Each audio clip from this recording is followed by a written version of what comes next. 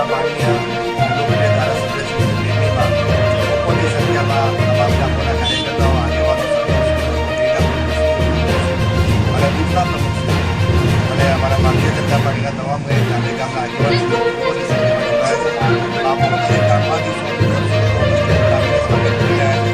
એ જોતાં અનેરો આનંદ ઉત્સાહ થઈ રહ્યો છે અને આના જિલ્લા પંચાયતની અંદર વિધાનસભામાં માહોલ બની રહ્યો છે. ત્યાંના ગુજરાતમાં વિધાનસભા ભારતીય જનતા પાર્ટીના તમામ કાર્યકર્તાઓ તરફથી મળી રહ્યો છે અને બાપુ અને આખી ટીમનું અમે હાર્દિક સ્વાગત કરીએ છીએ. ભારત માતા કી જય. વંદે માતરમ.